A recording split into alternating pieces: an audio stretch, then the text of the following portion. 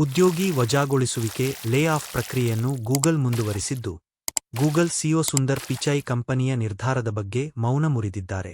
ಕಳೆದ ವರ್ಷವಷ್ಟೇ search engine giant 12,000 ಉದ್ಯೋಗಿಗಳನ್ನು ವಜಾಗೊಳಿಸಿದ ಬೆನ್ನಲ್ಲೇ ಈ ವರ್ಷವೂ ತನ್ನ ಉದ್ಯೋಗಿ ಕಡಿತದ ಪರ್ವವನ್ನು ಮುಂದುವರಿಸಿದೆ.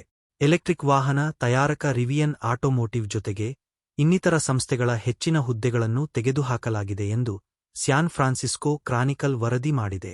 ಇನ್ನಷ್ಟು ಉದ್ಯೋಗಿ ವಜಾಗೊಳಿಸುವಿಕೆಯಲ್ಲಿ ತೊಡಗಿಕೊಂಡಿರುವ ಗೂಗಲ್, ಸ್ಯಾನ್ ಫ್ರಾನ್ಸಿಸ್ಕೋದಲ್ಲಿ ಮ್ಯಾನೇಜರ್ ಇಂಜಿನಿಯರಿಂಗ್ ಮತ್ತು ವಿಶ್ಲೇಷಣಾತ್ಮಕ ಹುದ್ದೆಗಳನ್ನೊಳಗೊಂಡಂತೆ 57 ಉದ್ಯೋಗ ಹುದ್ದೆಗಳನ್ನು ಗೂಗಲ್ ತೆಗೆದುಹಾಕಿದ್ದು, ಇದೀಗ ಗೂಗಲ್ನ ಈ ಸರಣಿ ವಜಾಗೊಳಿಸುವಿಕೆ ಪ್ರಕ್ರಿಯೆಯೆಂದು ಅಂತ್ಯಗೊಳ್ಳುವುದೋ ಎಂಬ ದಿಗಿಲು ಉದ್ಯೋಗಿಗಳನ್ನಾವರಿಸಿದೆ.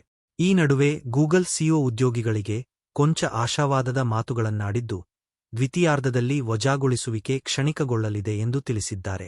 ಈ ಹಿಂದಿನಂತೆ ಉದ್ಯೋಗಿಗಳನ್ನು ನೇಮಕಾತಿ ಮಾಡಿಕೊಂಡು ಕೆಲಸ ಮಾಡಲಾಗುತ್ತಿಲ್ಲ, ಅಂತೆಯೇ ಹೊಸ ನೇಮಕಾತಿಗಳನ್ನು ನಡೆಸಲಾಗುತ್ತಿಲ್ಲ. ಮಾರುಕಟ್ಟೆ ಮೌಲ್ಯಗಳಿಗೆ ಅನುಸಾರವಾಗಿ ಕಂಪನಿ ಕೆಲಸ ಮಾಡಬೇಕಾಗಿದೆ ಎಂದು ತಿಳಿಸಿದ್ದಾರೆ. ಗೂಗಲ್ ಸಿಇಒ ವಜಾಗೊಳಿಸುವಿಕೆ ಹಿನ್ನೆಲೆಯಲ್ಲಿ ಹೇಳಿದ್ದೇನು? ಸುಂದರ್ ಪಿಚೈ ಕೂಡ ಕಂಪನಿಯ ನಿರ್ಧಾರದ ಕುರಿತು ಅನಿಸಿಕೆ ವ್ಯಕ್ತಪಡಿಸಿದ್ದು, 2024ರ ಮೊದಲಾರ್ಧದಲ್ಲಿ ಹೆಚ್ಚಿನ ಉದ್ಯೋಗ ಕಡಿತ ನಿರ್ಧರಿಸಲಾಗಿದ್ದು, ಕೊನೆಗೆ ಇದನ್ನು ಕಡಿಮೆ ಮಾಡಲಾಗುತ್ತದೆ ಎಂದು ಮಾಹಿತಿಯನ್ನೊದಗಿಸಿದ್ದಾರೆ.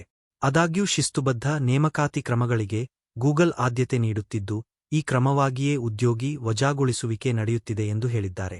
ಮುಂದಿನ ದಿನಗಳಲ್ಲಿ ವಜಾಗೊಳಿಸುವಿಕೆ ಇಷ್ಟೊಂದು ಇರುವುದಿಲ್ಲ. ಪ್ರಸ್ತುತ ಪರಿಸ್ಥಿತಿಗಳನ್ನಾಧರಿಸಿ ವರ್ಷದ ದ್ವಿತೀಯಾರ್ಧದಲ್ಲಿ ವಜಾಗೊಳಿಸುವಿಕೆ ಇಷ್ಟೊಂದು ಪ್ರಮಾಣದಲ್ಲಿರುವುದಿಲ್ಲ ಎಂದು ಉದ್ಯೋಗಿಗಳಿಗೆ ಆಶ್ವಾಸನೆ ನೀಡಿದ್ದಾರೆ.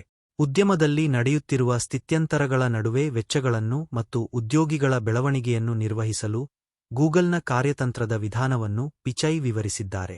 ಅಭಿವೃದ್ಧಿಯ ಅಗತ್ಯತೆಯ ಹಿನ್ನೆಲೆಯಲ್ಲಿ ಸಂಸ್ಥೆ ಇಂತಹ ಕಠಿಣ ನಿಯಮಗಳನ್ನು ತೆಗೆದುಕೊಳ್ಳುವ ಬಾಧ್ಯತೆಗೊಳಪಟ್ಟಿದೆ ಎಂದು ಖಾತ್ರಿಪಡಿಸಿದ್ದಾರೆ.